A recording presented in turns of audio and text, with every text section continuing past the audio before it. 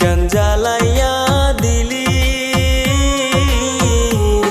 করছিলাম কি আমি বন্ধু তোর কোনো ক্ষতি, বন্ধু তোর কি কোনো ক্ষতি।